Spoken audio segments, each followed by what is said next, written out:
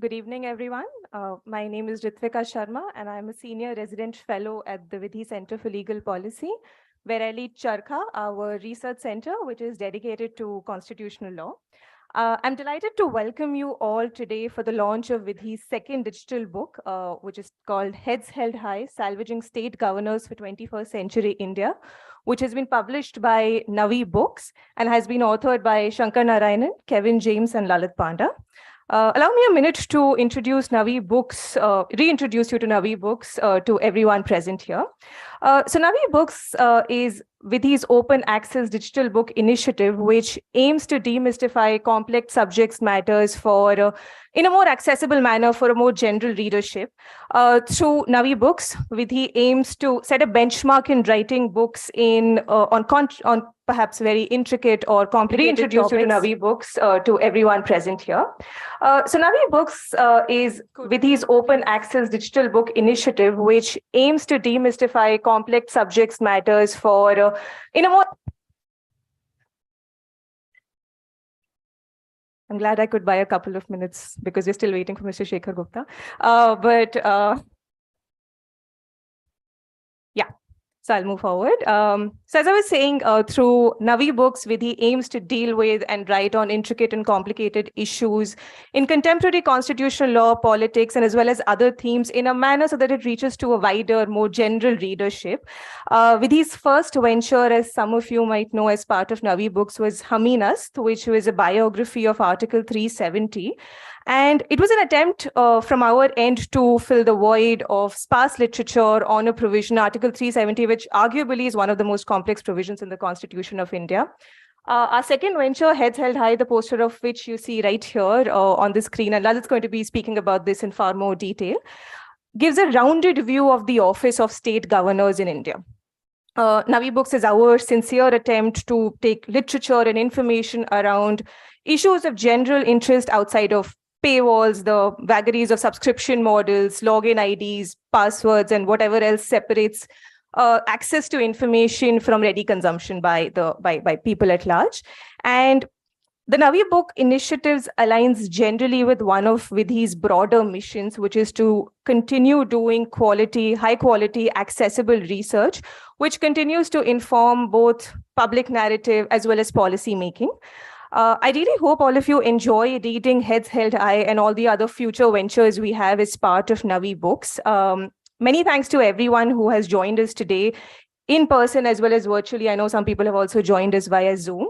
And for the official launch of this book today, special thanks to our esteemed panelists who I know have made time for us despite their elaborate schedule. So thank you very much for that. I think we're waiting for Mr. Shekhar Gupta, but I think we could go on with the proceedings of the day. I'm very pleased to invite on stage Mr. K.V. Viswanathan, Senior Advocate, Supreme Court of India, Mr. Lalit Panda, who's a Senior Resident Fellow at Vidhi and is also one of the authors of the book, Professor Louise Tillin, who is Director at the King's India Institute, King's College London, is joining us virtually today. And we're also waiting for Mr. Shekhar Gupta, founder and editor-in-chief at The Print. And without further ado, I hand it over to you, Lalit, for the launch of the book as well as for what promises to be a fascinating discussion. Thank you.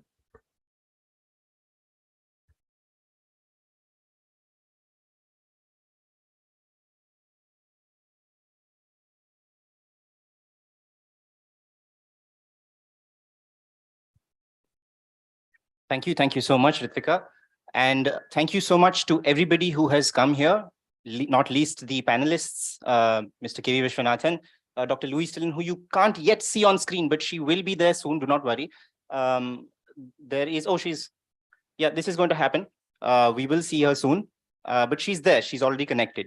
I will take a few minutes just now to give you a bit of an introduction about what this book is about. And I hope that you actually get around to reading it, but this is the broad understanding. I'm sure all of you, because you are here, especially you thought something about this subject matter was important, you have a little bit of an idea about who state governors are. And maybe you have heard something of this nature in the past, that these office bearers are something like a figurehead or a nominal head, somebody who's not really a serious constitutional functionary who's doing actual governance. And if it was the case that governors were just persons who were, I don't know, hosting dinners for foreign dignitaries and giving speeches and interviews, that's all they did with their time, perhaps we would not all be sitting here. Perhaps there wouldn't be a book that we'd write about it. As it happens, the governor under our constitution is a person who has powers of the highest political order. They come up at very pointed and specific moments of time, but their potency is under no doubt. For example, just in these last couple of months, we have been seeing there have been instances where the governors of Telangana and Tamil Nadu, we have been hearing about how they are required to sign off, assent to the bill that is passed by the legislature so as to actually bring it into force. Now, that's something that they can choose not to sign, apparently. Under certain circumstances, this is something that they have the choice to do. But that's a law that the elected representatives have actually chosen to pass. Why does this one individual who has not been voted get the choice to decide that, no, we won't pass that law, we won't bring it into force? Similarly, you are certain to have heard at least one instance, if not many, many instances, where there have been doubts about who holds the majority in a state's legislative assembly. There have been innumerable instances in the last few years where this controversy has come up, and the governor has gotten the burden to choose as to who gets the first chance to form the government.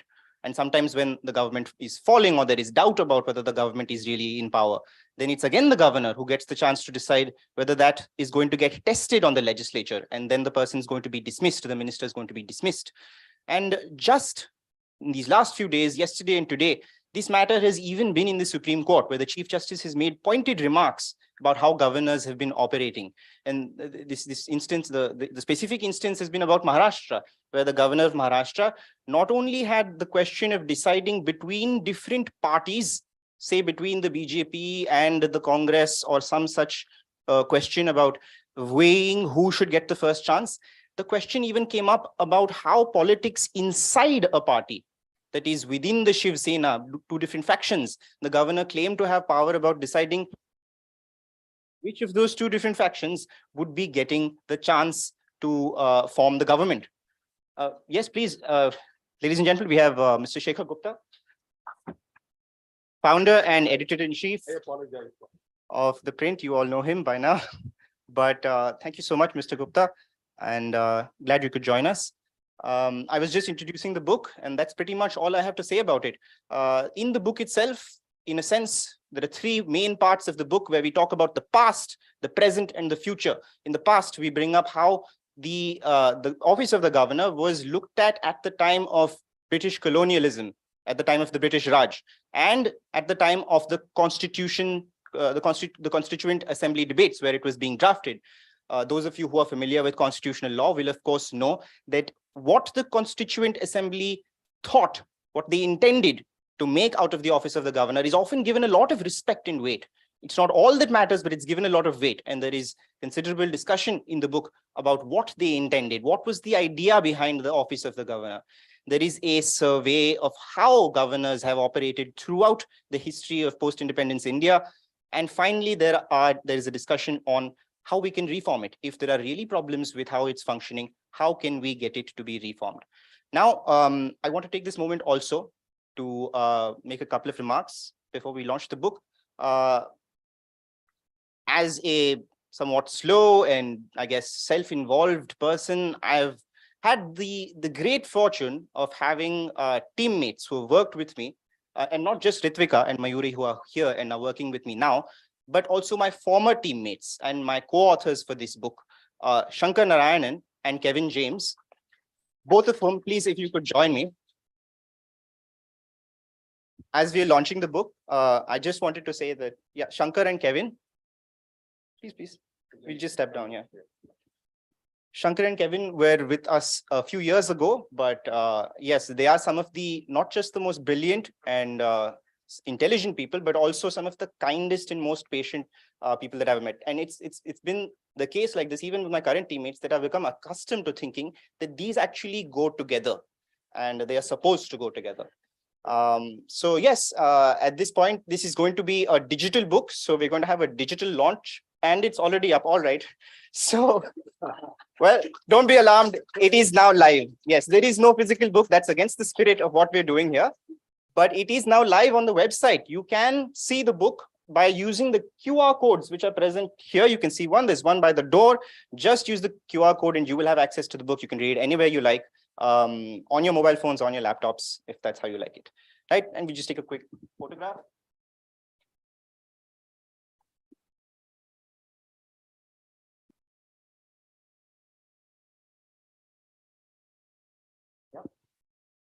All right. Thank you so much. Please, a round of applause for Shekhar and Kevin.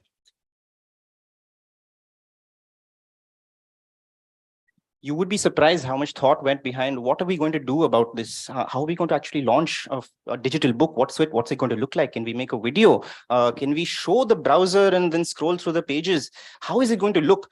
Anyway, this is the perils of the age we live in. We have 1 foot in the analog world and 1 foot in the virtual world. Maybe in the future, when we all live in some virtual reality, this will be a much simpler question. But yes, let's please bring Dr. Tillin, Professor Tillin as well back on. Oh, those are some pages of the book. But if you could bring, please bring Professor Tillin. All right, here we are. That's not her. Yeah. All right. So I will take this opportunity to thank once again my panelists for joining me. Thank you so much for joining me and being here for this particular launch event.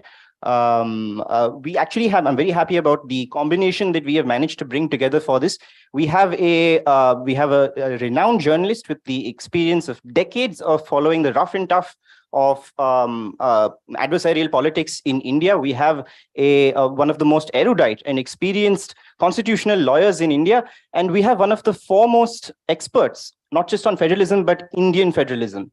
So right from the questions of day-to-day politics to how it plays out in the constitution to high principles of how these things are designed for governance. This is a proper spread in a spectrum of all the aspects, perhaps, that this subject entails. So with no further ado, I guess I will get started. The way we'll do this, we'll have some initial remarks about the subject, and then we'll have some free-flowing conversation before we get to the audience. So I'd like to start with you, Mr. Gupta. You've had the experience of seeing not just the ordinary experience that most people have when they look at the news and they see some headline about the governor, and their immediate reaction when they see these headlines is, oh my God, the way in which they have expressed what this governor has done. It sounds as if the governor has done something unprecedented, that this has never happened before. This governor is completely out of line. And that's just how it seems to come across to many people when they look at the news. But you have had the chance to see how politics is played out, how governors have played their role in politics over decades. And would you say that this is actually true, that many of the things that governors are doing today are unprecedented? Or would you say that many of the problems that we see, the day-to-day involvement of the governor in politics and in governance, that's often the same problems being repeated over and over again? How do you see this working out? You have a mic there. So you need to press, I think, the button a little longer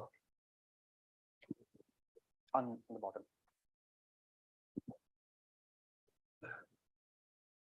We got about 5 minutes. Yes. Okay. I became a journalist. I think a lot of people will wince. I became a full-time employed journalist with a salary 46 years ago. Right, 1977. I wasn't covering politics then. I was assigned to cover the university, medical institute, and crime in a tiny city called Chandigarh, which then had 6 lakh population.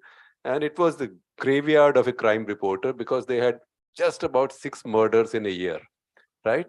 So when there was a murder, you said, wow, fantastic, one more, right? So it was a very dead place.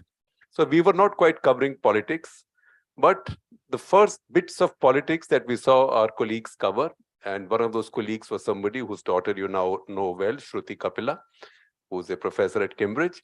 So her father was like our bureau chief, Ramesh Kapila. These were stories of the shenanigans that the governors were playing out. So 1977 was the year when Mrs. Gandhi lost lost power, and Janata Party came in. And the first thing they did was to dismiss all Congress governments. So who sent those reports for Article 356? It was the governors. So the governors essentially, now 77, I'm taking you back 46 years. And we know the record under Mrs. Gandhi. And even before that, even Nehru started that in Kerala. A governor had to write that report. So the institution of the governor, whatever the intentions of the founders or those who wrote the constitution or who wrote the position into the constitution, the office of the governor has always been an anti-federal institution. It's as if the Republic cannot trust an elected state government fully. So there has to be somebody appointed by the center. So as far as I am concerned, constitutionally, morally, and practically from experience, this office is generally an abomination. And if it disappeared one day, nothing will happen. Nothing will happen. Because if a governor only has to wait for phone calls from some joint secretary in Delhi to tell them what to do or what not to do, then the joint secretary can do it directly in some ways. So that's one. Over time, you had more and more famous, quote unquote, governors. You can count them. There was Ramesh Bhandari, Bhuta Singh, no less, and many others. The fact, however, is that you also had presidents of stature who in some ways were able to push back. Dr. Kalam did it, Narayanan did it, others have done it, who said, look, I will not accept it, this is not right. Even Pranab Mukherjee in some ways with Arunachal, he said, I will go along with this, but the governor has to go, right? So governor had to go.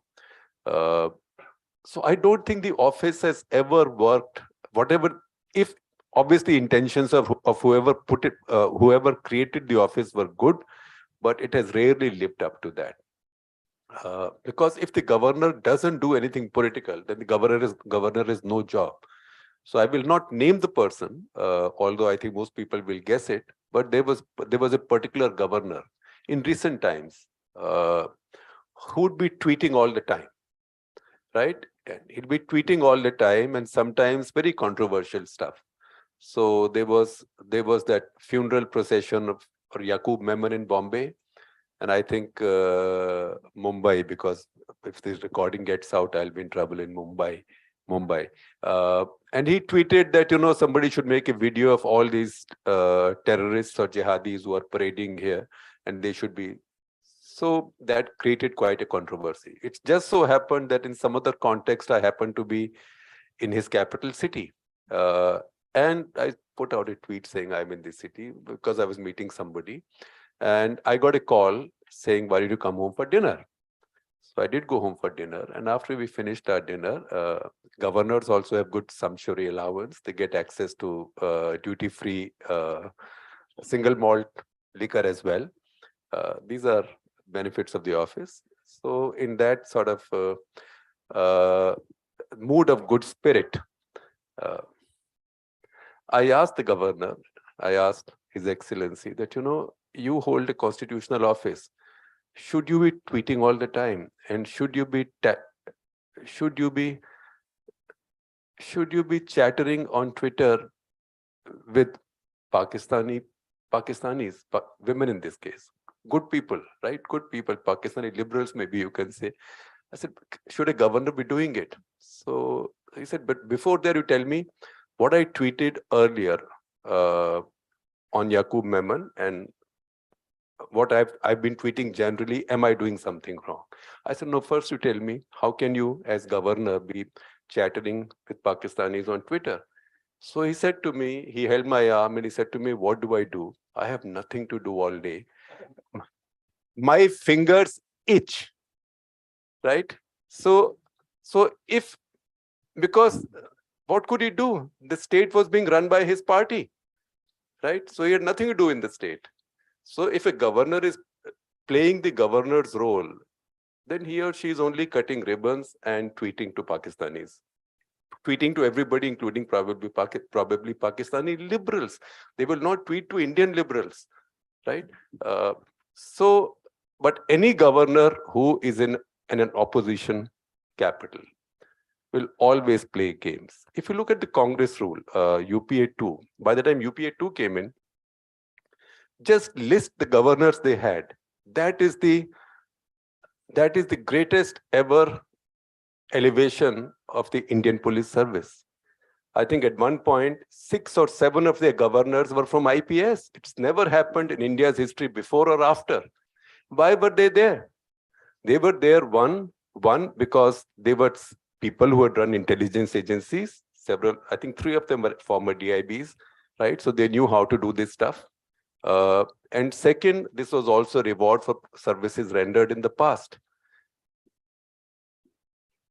It's just that with passage of time, everybody discovers new technologies and everybody discovers better uses for older technologies, like computers. There was 286, then there was something else, then there was Pentium, then there was something else, etc., etc. So just the scale keeps changing. And the methods keep changing. For example, now 356 is not so easy to use. It's almost impossible to use. But just make a count. In fact, we were working on this story today. Make a count on legislations passed by assemblies in non-BJP run states, which are waiting for governor's assent. And that idea came up because Telangana government has gone to Supreme Court saying that 10 of our bills passed by our assembly are sitting for governor's assent. So, I mean, the office is there. Nobody will take this office away. But the fact is that the institution is essentially an anti-federal institution. Thank you. Thank you so much, Mr. Gupta.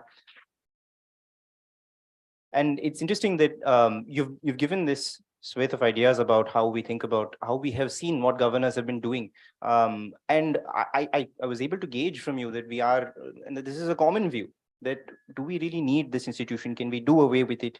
And especially these instances where they are very vocal and they are speaking to people and saying things which don't seem very dignified. How are we supposed to view these issues? And we really flesh this out as we go forward with the discussion. But to Mr. Viswanathan, let's move now to the question of how this has been envisaged in the Constitution, in its text, and how it's played out. Could you give us a little idea about the constitutional terrain and landscape, to give a little bit of a gist about one particular provision to the audience? The Constitution actually says, in a very strange way, that the governor has all the executive power, all the executive authority of the state. And in exercising that executive authority, he's supposed to do it on the aid and advice of the Council of Ministers. This is what the Constitution says. But it's actually very confusing, because actually the Constitution requires that aid and advice be binding. We don't think of the words aid and advice as binding, but this is something related to how these conventions were taken from the British times. And now we understand that governors are normally bound, but they have some areas of some room for moving around. Could you give us a little idea about how this works, Mr. Viswanathan? Thank you, Lalit. At the outset, let me congratulate Vidhi and Shekhar, Kevin, and you for the outstanding book. I had the benefit of reading it because I requested you and you sent me. Now, the problem is actually not with the office of the governor. It is with the incumbents, some of them, who have come to man the office. Because if you see the Constitution as it stands today, it is not an office which can be dispensed with. I may slightly disagree with Shekhar on that.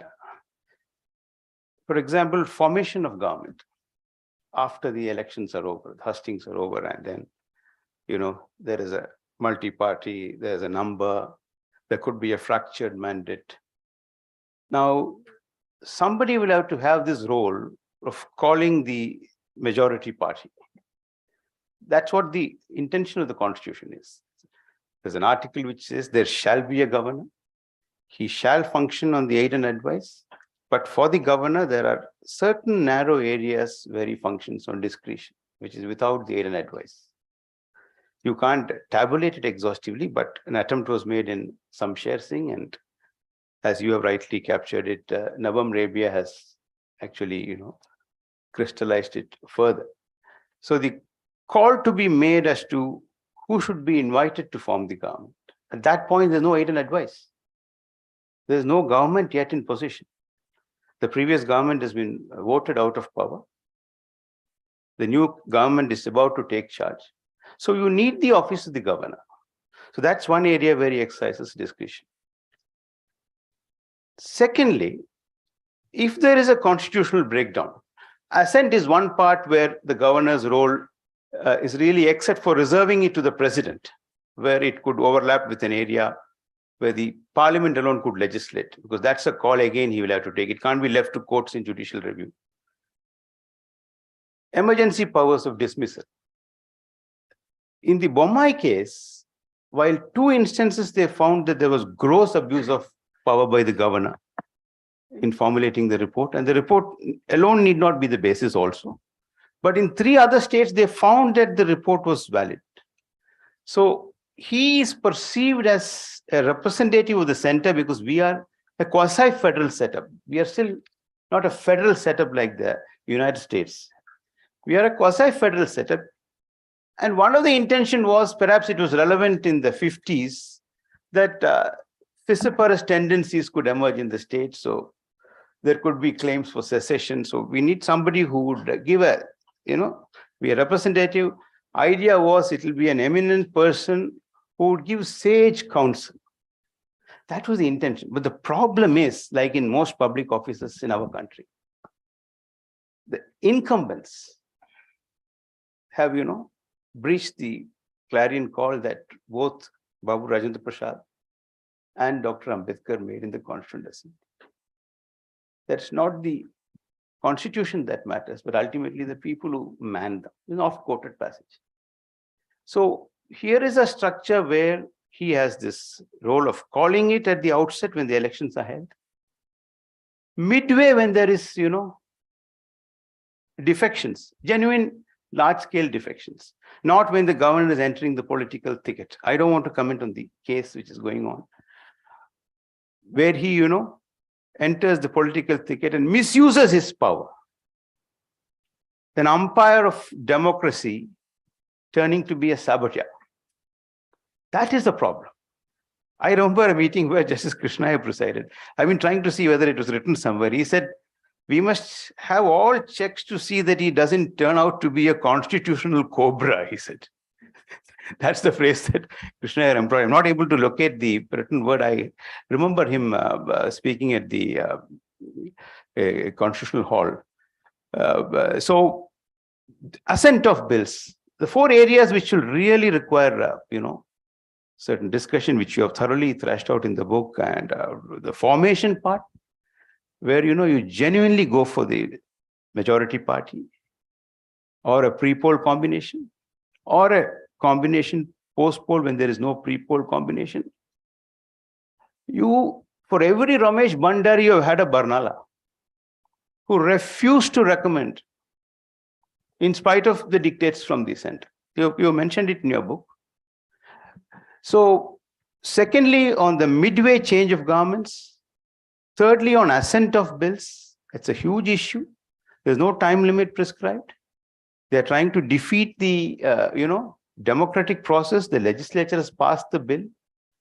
So now it's time for the court to step in and lay down guidelines. Every time the court has intervened, it was Bommai for emergency powers, Rameshwar Prasad again for emergency powers, and before that, BP Singhal, when the UPA government in July removed governors of 4 states. The challenge was made in 2004, but it came up for hearing in 2010. It was, confined to laying down guidelines, and 156(3) was so construed that you don't remove for arbitrary reasons. Pleasure doesn't mean arbitrary exercise of power.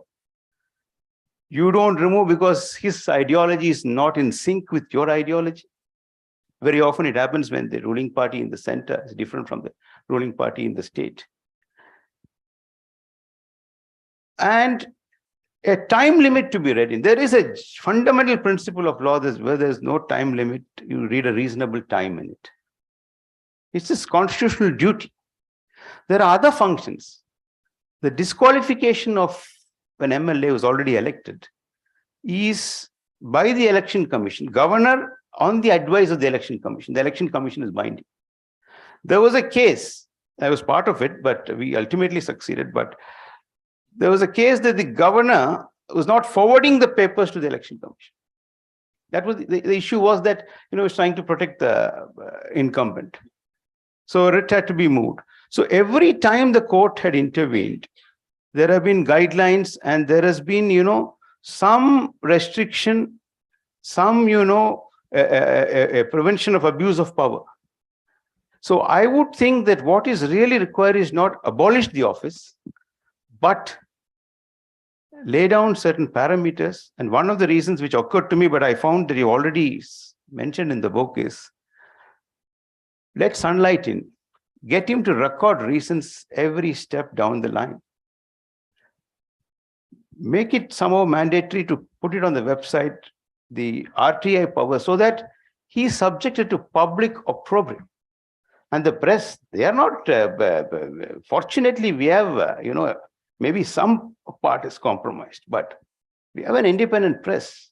And if they take it up and expose the governor, I think, unfortunately, there's a lot of opaqueness around his functioning.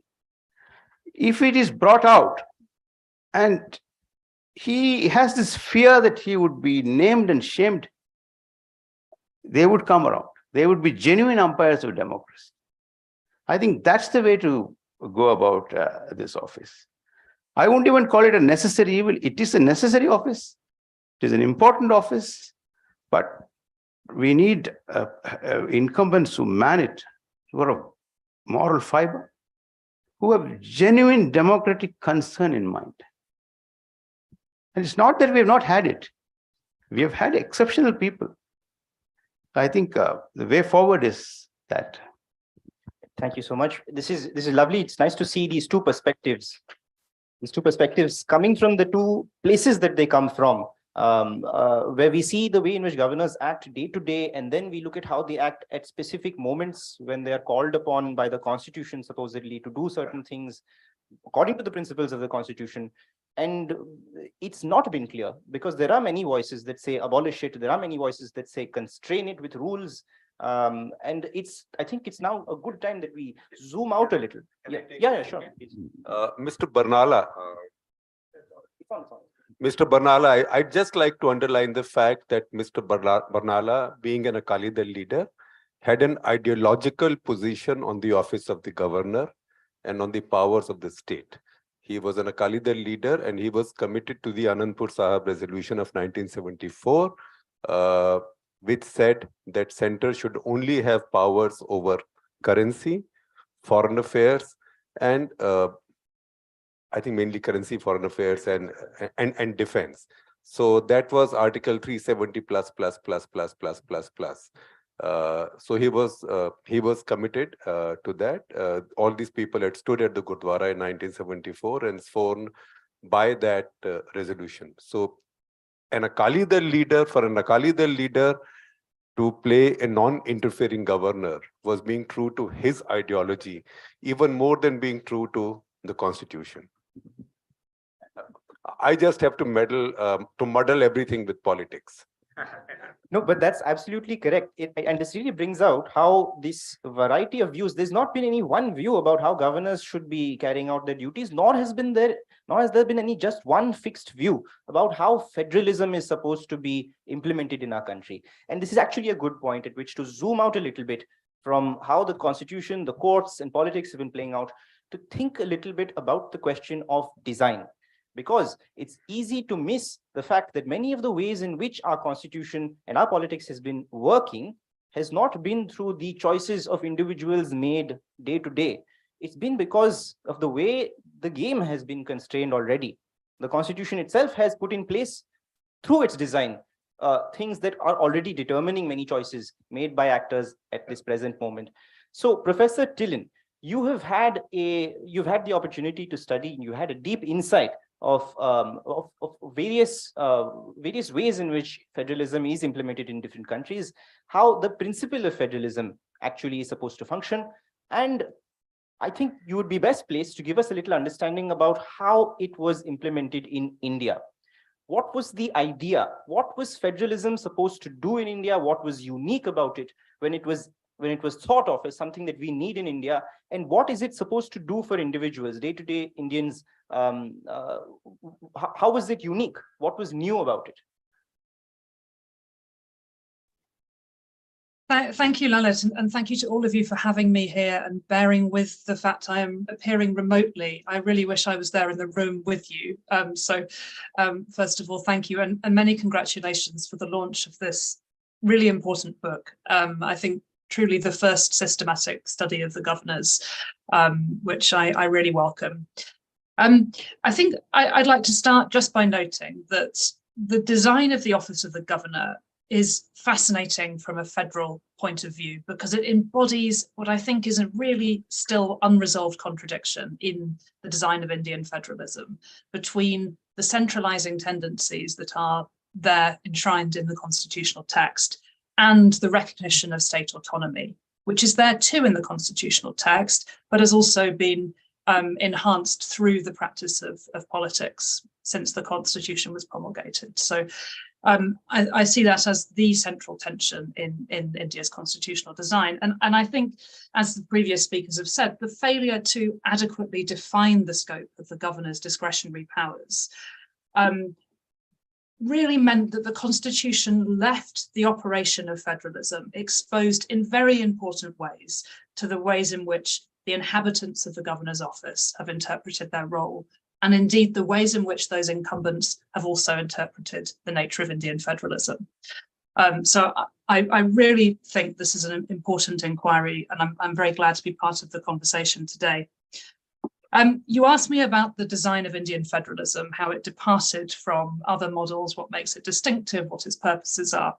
And I think I might start by slightly distinguishing my understanding of Indian federalism from that Mr. Viswanathan has just offered, which is the idea that India is a quasi-federal model.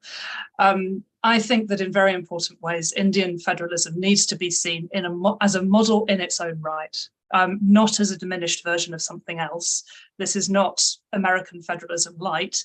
This is Indian federalism designed for India and by India in a particular constitutional moment. So I think that's the first thing to say, that I really see Indian federalism as distinctive in important ways, but not as somehow a diminished form of federalism. And I think there are probably three key dimensions which show us how it's distinctive. The first, and this is why federalism is often described as quasi-federal, thanks to Casey Weir in the 1960s. This is the idea of the strong centre in Indian federalism, with very clearly defined prerogatives for the central government to intervene in the rights of states. So that's the first.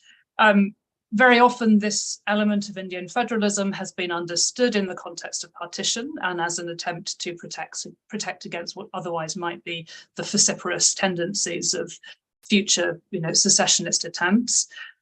There are other reasons too, though, why the founding fathers opted for a centralized model of federalism.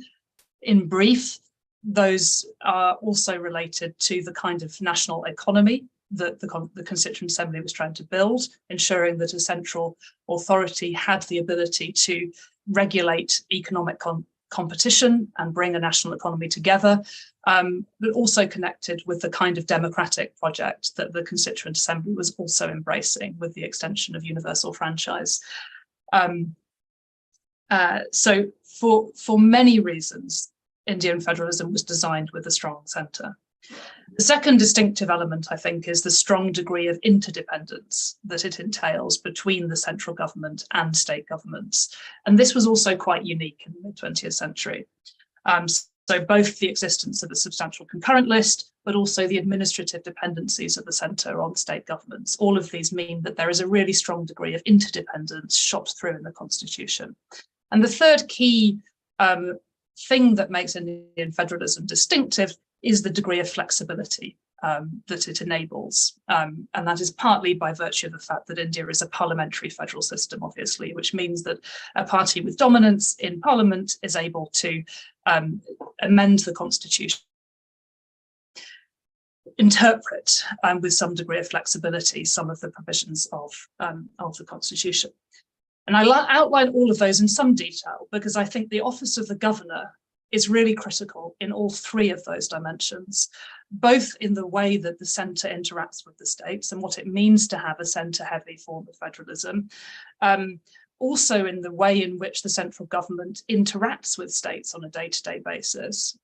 So the functioning of intergovernmental relations, in very important measure, work through the office of the governor, especially in the absence of other strong institutionalized mechanisms of intergovernmental cooperation.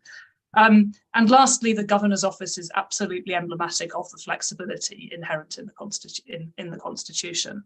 And I think it's really striking, actually, that no major study of federalism has really centrally studied the role of the governor. Of course, it's been a question in the various commissions, the Sarkaria Commission, Punchi Commission on centre-state relations. But I really welcome this book because I think it encourages us to see the governor's office as absolutely central to the operation of federalism.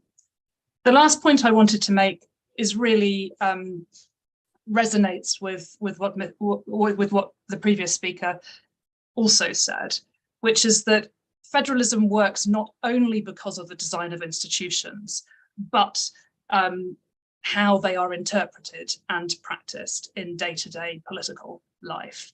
And I think here it is really important to think or to ask whether there is something like a federal principle or a federal spirit at large in India. And if I were to kind of think about classic understandings of federalism as an idea which hinges on partnership, guaranteed by covenant, grounded in faith and trust, or the idea of federalism itself as a moral enterprise, which requires two levels of governments to act with self-restraint, to seek to avoid causing damage to either level, to see the moral imperative for smooth relations between levels of government, and seek to foster trust and understanding and a fostering of the observation of unwritten constitutional norms. If we think that something like a federal spirit or federal principle is really crucial to the practice and grounding of federalism, then it's the office of the governor, which on a day-to-day basis needs to uphold and give voice to those often unwritten elements of India's constitutional order.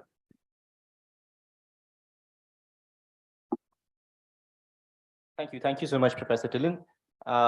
This actually, once again, rounds out the discussion even further, because we do see that there is a possibility of something different from what we currently see that the office of the governor is doing. And it's possible to see that if we see it from the light of what it was supposed to do in the beginning. Is that possible? Can that be done? So, Mr. Gupta, I'll come back to you. You've heard the views of Mr. Viswanathan and Professor Tillin. How do you see some of the things that they mentioned playing out against how we see governors today? For example, we might think that they are often errant and they're often, they're doing different kinds of ill conduct, which is against what we're supposed to have state governments for, governments of smaller units that actually manage to bring government closer to people. All of these things, the governor is in the way. But there is what Professor Tillin also mentioned, that this initial idea was there, that the governor is supposed to act like a bridge. The center's interest in the state has to be given voice in some manner. So how do you see this playing out against the way in which we often see popular representation of the governor? And also I could ask you at the same time about what Mr. Viswanathan was mentioning, that do you think that for every errant governor, there has also been a governor who has risen to the occasion, who has actually shown the mettle to stand up for the constitution, to do the right thing? I mean, do you see that there have been some such instances in the past? Well, the fact is that governors who do their job well never make any news, because there is no job to do except do ceremonials and read out. And if they give any counsel to the chief minister, it's supposed to be done quietly. So governors who do their jobs as envisaged in the constitution never make any news. They fade away, and they are sent there to fade away. A few might have made headlines on the good side, but they are very few. And I can also tell you, unfortunately, if you quote me any example, I will tell you the politics behind it. So if General S.K. Sinha took a certain view in Assam, there was politics behind it. General S.K. Sinha was superseded by Mrs. Gandhi. He was the senior most. He should have become the army chief. She did not make him the army chief. She made General Vaidya the army chief. The excuse she used was that General Vaidya had combat experience. He had Mahavir Chakras in 2 wars. Superseded him. He was already seen in that establishment to be closer to JP, etc. So he went on that side. Then he was patronized by that side. So not every governor, most governors are not apolitical beings. Most governors have come out of politics, or they've been rewarded with the job as a consequence of some politics, some political event. So it's very complicated. But as I said earlier, if a governor just does their job, it's a very boring job. Because if you just give counsel to the chief minister, maybe it's the wisest counsel. But if it doesn't get into the papers, then what's the point, right? What do you tell your great-grandchildren? There's no evidence. So I think the intentions of whoever did it, I mean, these were very wise people. Intentions were great, but in the kind of politics where we've had, and you can't say this started in 2014. History of India did not start in 2014, right? Nor did, just as the history of the world did not start with Google, right? Although a lot of people believe that. अच्छा पहले भी हुआ था, boss Google के पहले भी हुआ था, yes. Similarly, history of India or politics of India did not start in 2014. It's been going on. It's just that now there's a lot more media. There is social media. There are TV channels. And the courts are always there, but a lot more is going to the courts. So I'd say it's more of the same. Now, I can play the old man and I can say, oh, in our times, things were not so bad. They were bad, but they were not so bad, right? But you know, when you start accepting bad things, then worse things happen. Because, you know, Victor Hugo said, nobody can stop a bad idea. Nobody can stop an idea whose time has come, which I have modified as nobody can stop a bad idea whose time has come. And once the time of a bad idea comes, the second law is that somebody will come and make it worse. So that's precisely what's happened. Look at so many cops becoming governors. Look at so many politicians who are made governors just because you want to get them out of the way of somebody else. So Mr. Koshyari was made governor of Maharashtra because you had to make somebody else the chief minister in Uttarakhand. Okay, I'll make you governor. A lot of governorships are given away like that. So once that becomes the practice, why was Mr. Barnala the governor of Tamil Nadu, since the names come up? That's because there was a phase when everybody in Sikh politics who supported the idea of making peace was under assassination threat. Sant Longowal, who signed his peace accord with Rajiv Gandhi in 1985, he was assassinated within 3 months, 4 months, thereabouts, of signing that accord.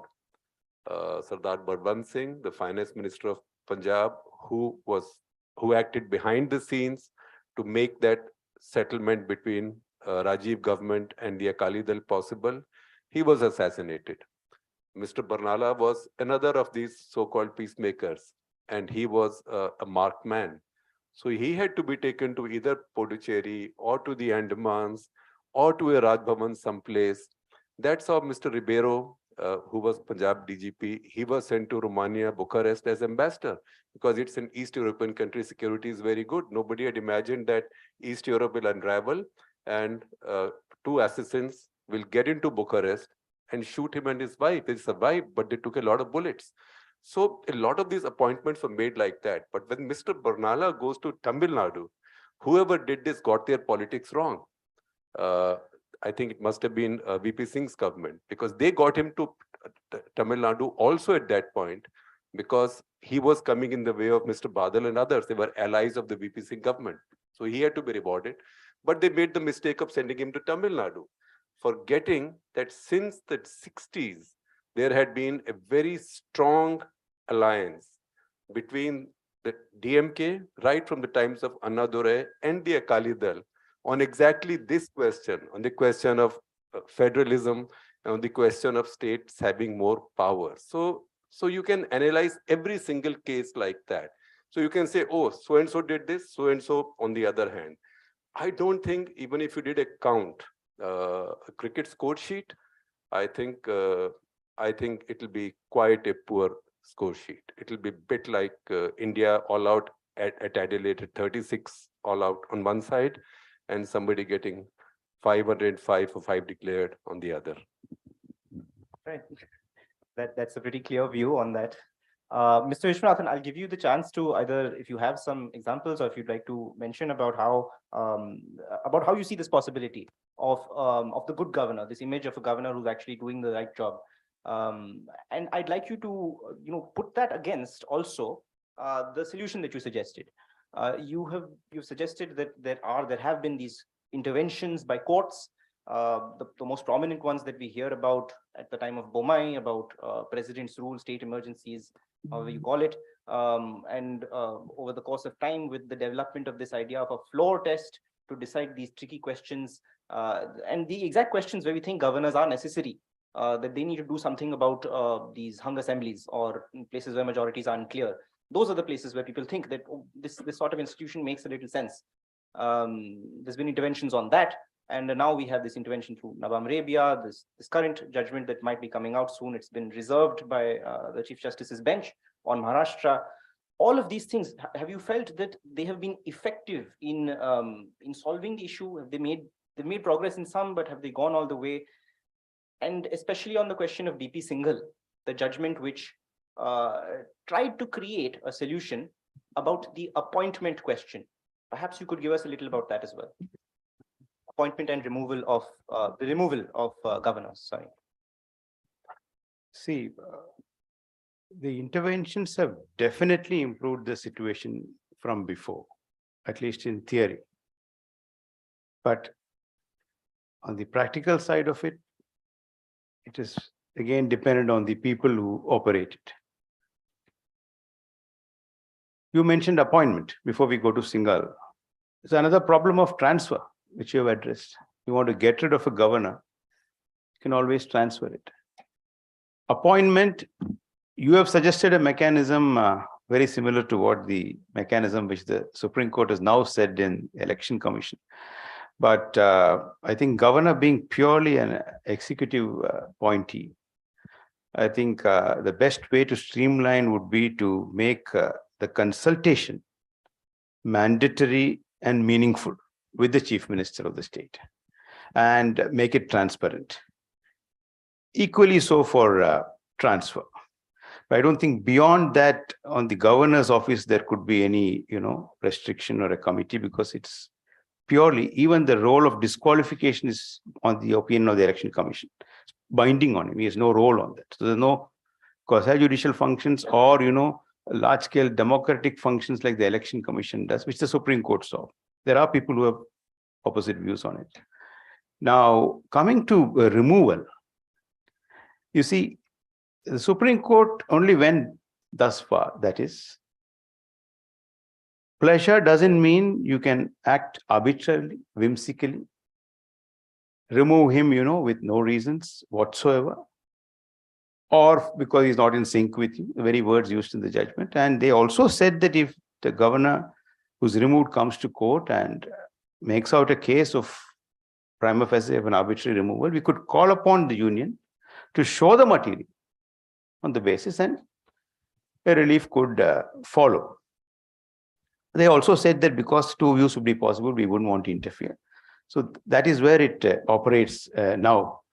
But I don't think that, any further restriction on this would be advisable, because it's a purely executive role.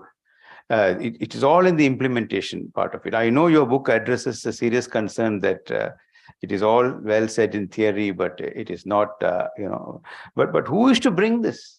Every political party is happy with the way things are. Who will bring these amendments? Then the courts will have to intervene. And when they intervene, they work around the existing provision, the precedent, and lay down that you won't enter the political thicket while calling a party to form the government. You will uphold democracy. You will not be removed for arbitrary reasons. We will seriously peruse your report when you say that a government constitutionally elected will be dismissed. And then, subject it to rigorous judicial review. That's all it can be done. So ultimately, it will depend on the individual. Now, on the individuals, you see, even the Sarkaria Commission, again, you adverted to it, and the other commissions which went into it, wanted people who are eminent, not too much involved in politics at the point of appointment, they say. Constituent Assembly said that Sarkaria Commission wanted a cooling off period even for politicians, so that, he is not involved in the politics of the day. And so that was the idea. I think, you see, the institution does serve a purpose. It can be an important tool to uphold democracy. But as I said earlier, it is in the way, it has been operated. You can't use them as hatchet men. Because the previous government has done it, you can't cite that precedent and say it is okay now. You see. At some stage, you have to draw a line and say, no, we will not follow wrong precedents. We have all the wherewithal now, the majority, no proper opposition inside. We will now be precedent setting. We will set precedents. We'll appoint men of real eminence. We'll uphold democracy. Who will invite the party in power, irrespective of whether it is opposed to your ideology. The people, it's a people's mandate, you see. You can't think of it that. It's your vote, my vote. It's just, wished away. Because few people have gone this side, or you perceive they've gone this side. See, that's an individual call, and that can only come with, you can't, put it in cut and dried language. So that's the real problem.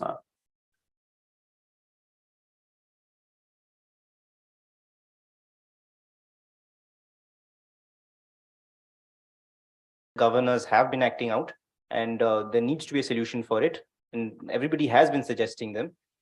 It might be a good point to actually give you a snapshot of what the book suggests. It's a big spoiler alert. We neither suggest that it should be abolished, nor do we suggest that there should be rules constraining what the governor does. And there's a little bit of an idea behind it. I'd just like to mention it. First, abolition. When we consider the idea of abolishing the governor's office, the question comes up about who is supposed to do those functions that the governor is normally supposed to do. And the classic example that is often used is who's supposed to decide about that majority. When it is unclear who has that majority, who's supposed to decide it? Can we give it to the election commission or to some judges, or is it supposed to be a constitutional matter? Who's supposed to decide if it is unclear? Should there be a time limit within which a floor test has to take place, and it's an automatic time limit? For this set of problems, what we felt, the three of us in the book, what we put out at least, is that giving it to somebody else, both of the big options that we have, the chief minister, who would be the executive of the state, giving these, not the majority question, but other questions, handing it over to the chief minister is a problem, because already we have We have a country in which the legislature is not very much checking the executive. The executive is already very strong, so giving more powers to the executive won't work. And we can't give it to judges because that would politicize the judiciary. These questions cannot be answered by judges, often also because there are no rules, there are no legal rules that can answer them. Is a post-poll alliance definitely and always worse than a pre-poll alliance? Is there a principled way, a legal reason why we can say that one is worse, has to be disqualified forever? These are some of the problems that come up. This is why we think that there should be something like an impartial institution that decides these questions.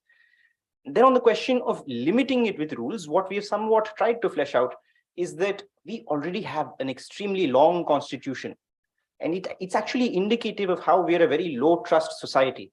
We're not able to trust these individuals. Professor Tillin will be able to tell you that governors in other countries, they work on what's called conventions. There's not even any rule that is telling them that you have to do this. There are precedents that are set according to how they have operated in the past. And if these conventions, if we want to try to bring them out in India, we need to leave space for it to grow. So for this, we have simply suggested that there should be a power sharing body, a body with multiple members from the state and the center, opposition and ruling, who decide along with the High Court Chief Justice who is to be appointed. And for removal, we think a process of impeachment should take place. Now, naturally, that need not be the solution necessarily. But I wanted to turn to Professor Tillin. How do you see this sort of a solution? Let's say idealistically that it works out. How do you see this sort of a solution playing out? You've already worked on your book as well. You've mentioned about how the Rajya Sabha, as an institution that is supposed to act as a federal check, how that has been functioning. You've also got a fair idea about how power sharing and cooperation between center and state, how that's been functioning in India generally. How do you see this functioning in this area, in this particular subject matter? How do you see it playing out? Thanks. Well, yes, let's set aside the question of whether this is likely to whether these reforms are likely to come to pass. I agree with the previous speaker that the window of political opportunity here might be somewhat narrow, given that most parties, I think, are kind of bought in at some level to the national parties, at least, to the way that the office of the governor has been designed. But I think the question you're asking is really about who speaks for the states in questions related to the governor, given that you're asking about the Rajya Sabha. And I think in the book you recommend a process of impeachment in which the Rajya Sabha would be involved, which I think is an interesting idea. But I think I would qualify that with some reflection on the limitations of the Rajya Sabha as a federal chamber. Of course, you know, in terms of the representation in the Rajya Sabha, it mirrors the Lok Sabha. So this is not a chamber in which states' rights are naturally defended and articulated as they might be in the classic federal system, so to speak. You know, the US being the kind of original case where states are represented on an equal basis in the Senate, and therefore you're likely to see a much stronger defense of states' interests in the upper house. But I do wonder whether this is a moment in which the time is also ripe for a wider discussion of the Rajya Sabha. And I say that partly with the impending unrolling of the delimitation commission to come in the next couple of years, as we're going to see the representation of states in both houses of parliament change, assuming that representation is updated along the lines of the most recent census data, and that will obviously widen or kind of deepen the anxiety that some states feel about the way that they're represented in the centre. So, you know, particularly the case for the southern states that may see their representation in both houses of parliament reduced. So this seems a moment to think more broadly about the role of the Rajya Sabha in providing some element of federal balance, which might have to take on board principles of representation in the upper house, as well as the potential role for the Rajya Sabha in regulating the performance of the office of the governor. I think those are conversations to be welcomed, but how they are made possible is another question, I think, politically. All right.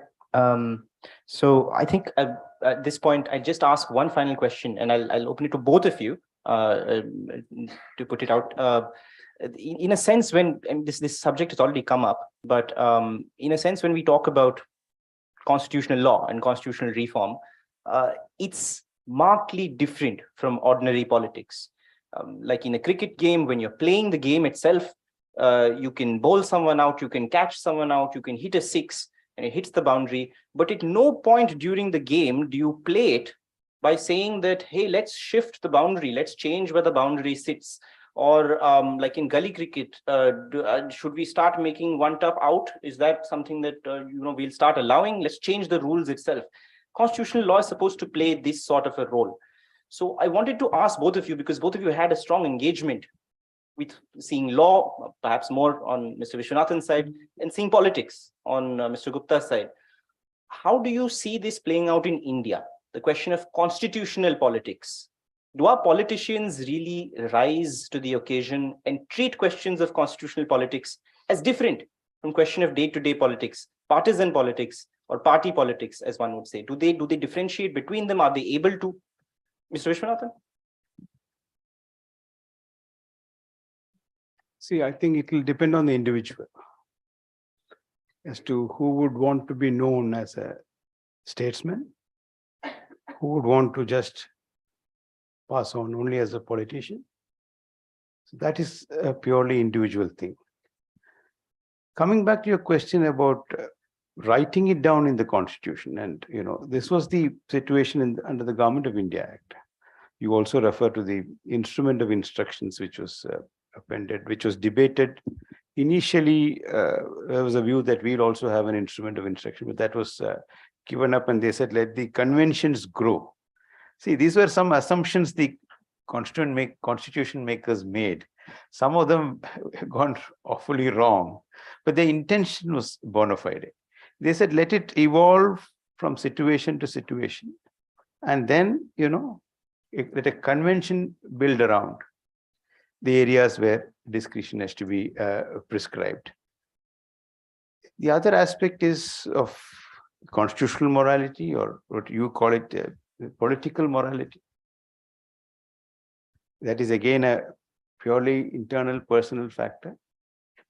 Ultimately, how would a majority of well-meaning citizens view a particular action? That is why I said the best way to handle it is to subject them to rigorous recording of reasons and publishing them, and to let the press, a very responsible press, people like Shekharji, take it up and write about it, so that when he or she knows that they are under public gaze, I think they will themselves modulate their actions to be in tune with what the Constitution would, want. Otherwise, it will all be in theory. All right, Mr. Gupta, on the same question. Well, I think it'll be too much to expect that such a human being will descend, who will then say that all the precedents that took place before me don't matter, life begins afresh. Now, in fact, misusing offices like these or opportunities like these, everybody has even more precedents, because say the Prime Minister in his speech on the last session, he said, pointing to Rahul, that your grandmother dismissed so many governments, I think 50 something, using Article 356. So in politics, just as in law works on precedents. You quote this judgment, that judgment, this judgment, that judgment. Politics also works on precedent. So, I mean, you should be careful when you do these things that someday someone else will come to power and will use the same maybe against you. But most people, when they're in power, don't imagine that they will someday be out of power. And I'll give you an example. Look at some of the laws that the UPA made. Look at the amendments UPA made in UAPA.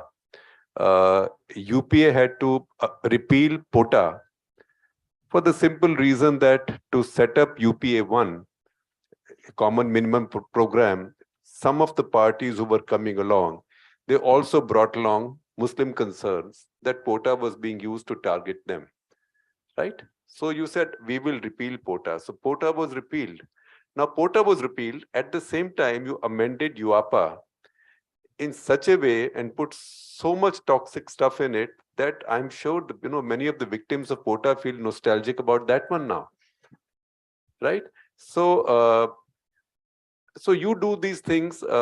Similarly, whoever made NDPS at whatever time never imagined that these are such powers, denial of bail, for example, mandatory denial of bail, again with PMLA, that these could be used by somebody else, because all this was done with the presumption that we will never go out of power. So power, sir, is like that. Once you have it, you think it will never leave you. Once it leaves you, what you do, you sit in the doghouse, but you're spending all your time sharpening the knives. But when you come back and will use the same thing. So it's very difficult. I think it ultimately is a question of institutions, individuals. Individuals can make institutions. If for one or see how T.N. Session just reinvented election commission. We never thought the commission had such power. He created a new aura of power at the commission, which which several generations of successors have failed to dismantle, despite efforts by many. Right? See what Justice Verma did to Supreme Court. So that is the I in the institution. One individual can make an institution. So you need one or two governors who stand up like this, one or two presidents. Why do we remember President Kalam, President Narayanan? Because they stood up to some of this and they said, look, governor may send this, central government may send this, but this is not correct. See the moral stature of Dr. Kalam and how he enhanced the stature of the president's office when he pushed back at the collegium on some Supreme Court appointments and some CJ appointments in high courts. And he kept on sending those back until his point was made. And I can tell you this because I was on the other side of this story, because I was the editor of the paper that was in a way benefiting from these stories. Also once had to pay for it. That his notes to the collegium and to the government objecting to this judge's appointment were being published in my paper, right? And you have to pay for it. So that is the time the same judge was sealing some buildings in the area where our office was located. And we had nothing to do with this. So one day he sealed 6 buildings and he sealed a 7th one. That's where our offices were located. It was a very clever one because he had sealed us. Now we could go to his court and take 6 months proving that we had done nothing wrong, but we had to run our paper, bring out the paper the next day. If we had gone to court, if we had still run this story on the latest objections by President Kalam, it would be contempt of court because he had sealed us and we were running a story against him. We got sealed on the day that the reporter from the Express, Ritu Sareen, called him for his version, saying that the president has these objections to your promotion. What do you have to say? So he just told his committee, in saalon ko bhi band kar do, right? So humko bhi band kar diya. So that is the story ultimately that we passed on to the Hindu. Because we said the story must see the light of day. So I called Ram and I said, look, I have this story, I can't publish it. I've gone to every lawyer, every great lawyer in this city, and they are all saying you can't do it except one. but that one was Ram Jethmalani. Right? So I said to him, and I said, do you remember what happened when Washington Post got injuncted over Pentagon Papers? He said, yes, they gave that to the New York Times. So I said, I have a story like that. Can I give it to you? So we agreed to meet. He was coming to Delhi, and I can tell you the date. That was Yamini Iyer's wedding.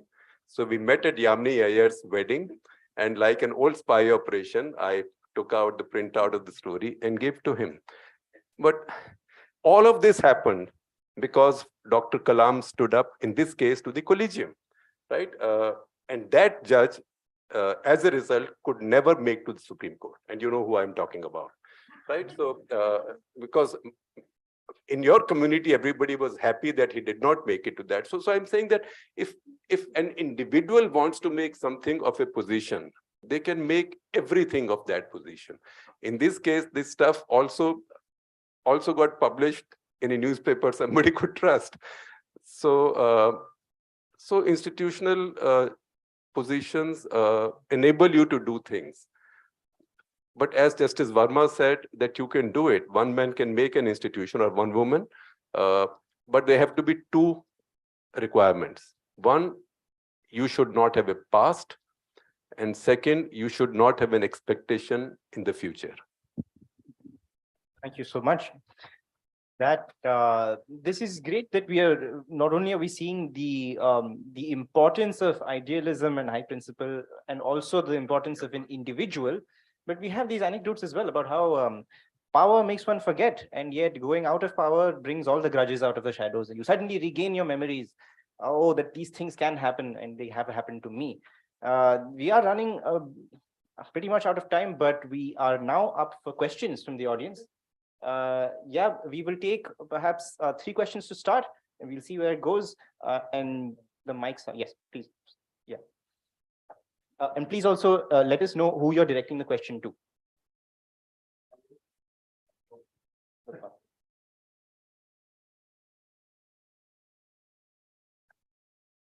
Yeah, I'm K.V. I'm a civil servant, and Mr. Shekhar Gupta talked about the role of individuals. Of course, it's very important. But with Viswanathan, I would like to know that what about the office of the lieutenant governor? We have talked about the and potential. Now you talked about that consultation should be compulsory. Now under the transaction of business rules, it is compulsory that the lieutenant governor must consult the minister if there are differences over a period of 10 days. Thereafter, move to the council of ministers. And the timeline is 15 days after the transaction of business. Thereafter, if there are differences, then you move to the president of India. Now, this is not happening. Now, you have the transaction of business being violated. So, even if you have a kind of a consultation mechanism, that is also not possible. So can you think of kind of having guidelines or by the Supreme Court of India, thinking about various scenarios and having a code of conduct? We are Justice J.S. Verma, we are the Vishaka judgment, having a code of conduct which could be involved, thinking about various scenarios and this condition, what should be done, what, of course, that will not be 100% complete, but still it will be kind of something indicator. Thank you. So, Mr. Mahesh, your very question is addressed in the government of NCT case. You remember 2017. They have laid down that you have to have a spirit of cooperation and not confrontation. And it's not any question that you will refer. Ordinarily, you will abide by, even in Delhi under 239 AA, the aid and advice. Already the guidelines are there, but the problem is not with the guidelines. You are exactly making the point I've made. If the incumbent concerned is not followed it, he's not going to follow any future guidelines that you're going to make. So how do we address this? It is not about the written word. It's about translating in action and functioning for a common purpose under the Constitution, which is utopian ideal is what Shekhar Gupta, with all his experience, says. But at some stage, that's the appeal, that you try a full stop to all this. Don't cite precedents which are obnoxious. You set precedents. See, that will give an everlasting impact. The ground reality is available. All that is required is to implement it. These are all laid down. Today, I studied that judgment also because I knew that the Lieutenant Governor is an allied issue, though the dynamics are a little different because it's a union territory with a legislature. So 239 AA operates and it is governed by that provision, not the 155, 163, 200, which we have for the states. So this is how ultimately you keep laying down one guideline after the other. It has to be followed not only in letter, but also in spirit. The problem is in the spirit. Guidelines, it just stated the rules which are contained in the transaction of business. The judgment said there is a need for constitutional statements. They wanted play in the joints to be given. Everything can't be written down in, you can't anticipate everything. You see, that's why you lay down the broad principle and say that if this is a scheme which the government has said you need to clear, and you know that, it is a thing which has to be cleared, and you don't delay it. You assent to bills on time.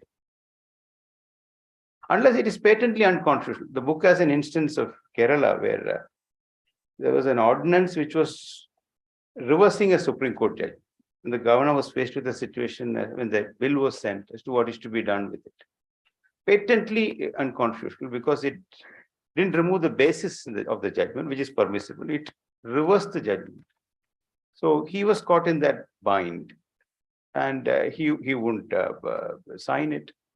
So those are different exceptional scenarios where, the constitution is on the side of the government. But when the constitution is on the side of the government, which I mean the Council of Ministers, the governor is acting as a clog.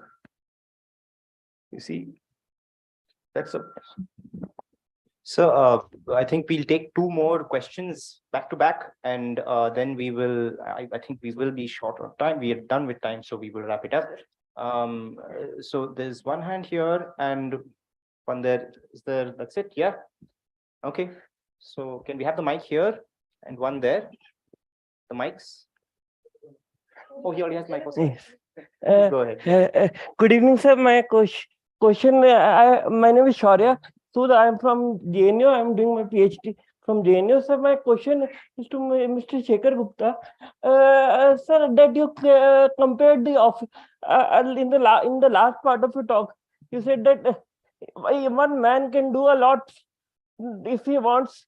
Like the president, you quoted the example of former President Abdul Kalam. But sir, my question is that he had a constitutional shield that he could not be impeached so easily or removed so easily, whereas the governor is always vulnerable to the political parties which is appointing him. So is it fair for you to compare the two in that sense? And the second question is, why not increase the sanctity of the office of governor by making the simultaneous elections? Like say we are talking about simultaneous elections in case of Lok Sabha and state elections. Why not have it for the presidents and governors also? Thank you. I'll take the second question as well, and then we'll answer both the questions. We'll get to the answers at the same time. Yes, please. Yeah. I work with the Center for Social and Economic Progress. My question is to all the panelists. So as an ordinary citizen and as a child, when I would read my political science books when I was in school and read about the powers of the governor, I used to be fascinated and also feel that it's an important office. It's a fascinating office, like we've just discussed in the entire discussion. But I used to also feel that it is not powerful enough. And hence, I think come the vagaries of the examples that were mentioned, like one of the governors kept tweeting because he didn't have much to do, and that some governors have been misusing their powers. So in between the two ends of the spectrum of either abolishing the office or constraining the powers, can we do something to strengthen the office, which might deal with the problems that we've just discussed? Just the panelists' thoughts on this. So the first question. Well, the first question is the answer is very simple. Every president of the Republic has had the same constitutional shield. Why do we quote only Kalam or Narayanan or maybe one or other? We don't quote any of the others. All of the others have faced similar situations. No. So I'm saying that so that in a constitutional position, everybody has the same constitutional shield. But if an individual needs special moral strength to make use of that shield. Second, governor, what does the governor have to lose? That governor can be removed. It's a job sinecure that you get after a certain age usually. So you should be willing to sacrifice that if you really believe in your constitution and any morality or anything.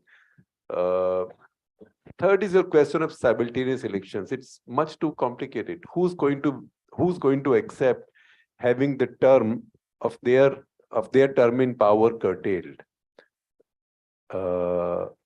It's okay for BJP to demand it, but BJP today only rules 11 states directly, right? So why would all the others agree to have their term curtailed? Similarly, at any point of time, now you see these three key states will have their elections in November, December. Results will come in December. Rajasthan, Madhya Pradesh, Chhattisgarh.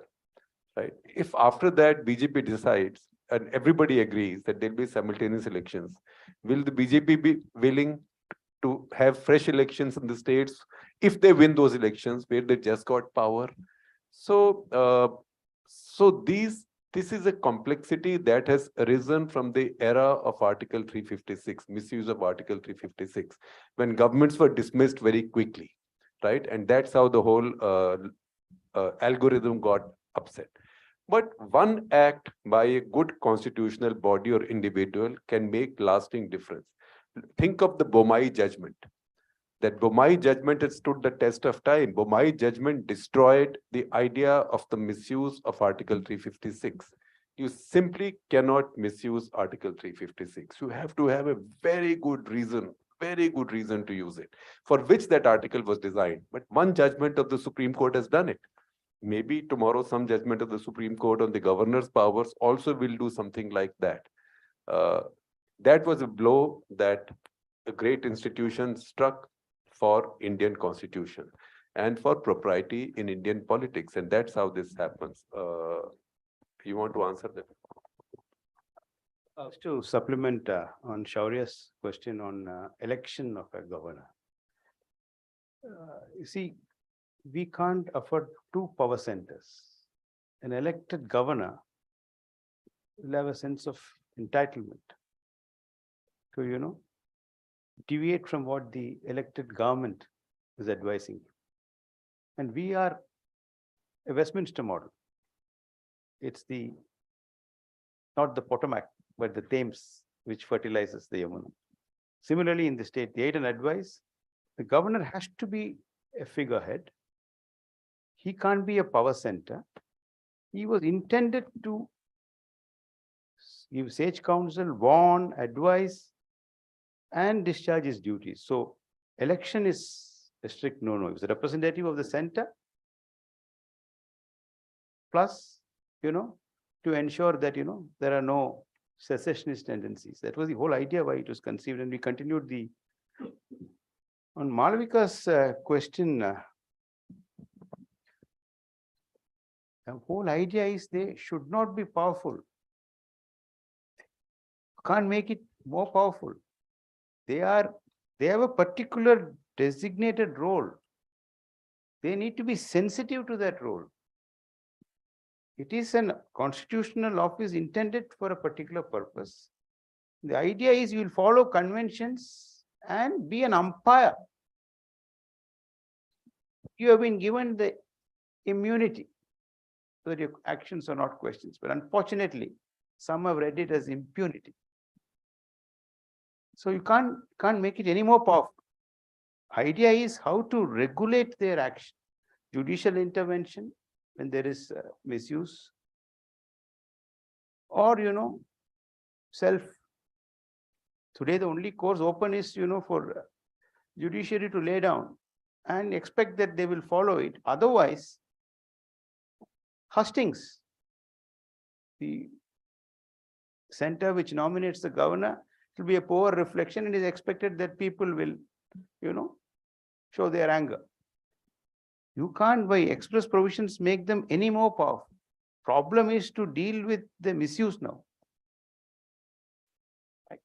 Professor Tillin, would you also like to give a little bit of a gloss on this this idea that the governor can be made more powerful, or if you want to put it in a slightly different light, what happens really if in this balance that we currently have between center and state, the center also grows more powerful? How is this easy playing out through politics already? Is it something that it might happen through the constitution even further? How do you see this balance working out if there is greater power to the center at this point?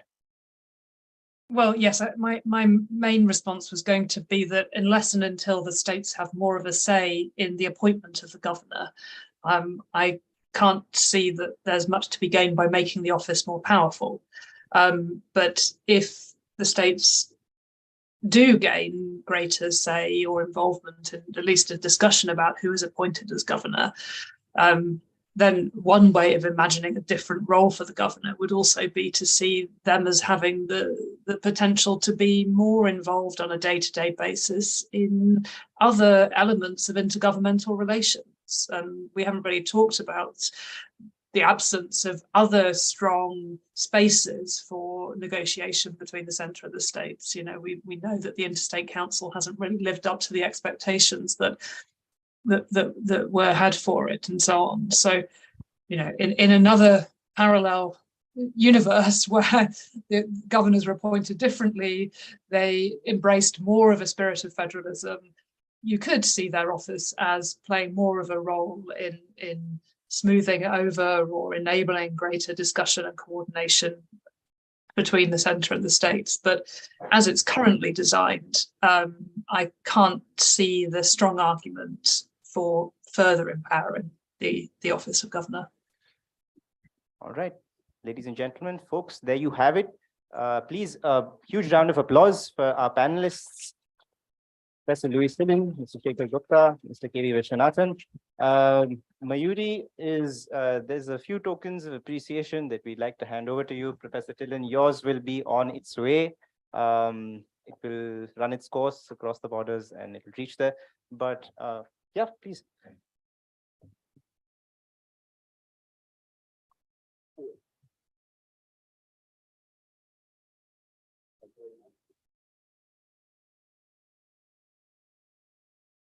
All right. I guess I can take this opportunity to just thank all of you for making it here tonight. And specifically, I'd also like to thank my co-authors. One of them has already headed out. Oh, you're here in the back. All right. My co-authors, Shankar and Kevin, once again. Thank you. Thank you to Keshav and Richa for really putting out this book and publicizing it and bringing all of you here. You wouldn't have heard about it if it wasn't for them. Thank you to Preeti and Ankit, our sign language interpreters. And thank you to my teammates, Ritvika, Mayuri, and all the others who have already been through Vidhi and have since left or are there in other teams. But you've all been a part of this journey and you've all made it possible for this to work out. I hope you guys will read the book, and I look forward to the fact that you will follow NAVI Books and see what future editions or future volumes it is able to put out there. Once again, the mission is to bring the law closer to you. If you have been feeling that it's not something you're getting, it's not something you're understanding, it feels very far away, we are there to try and bring it to you. So thank you so much. Good night.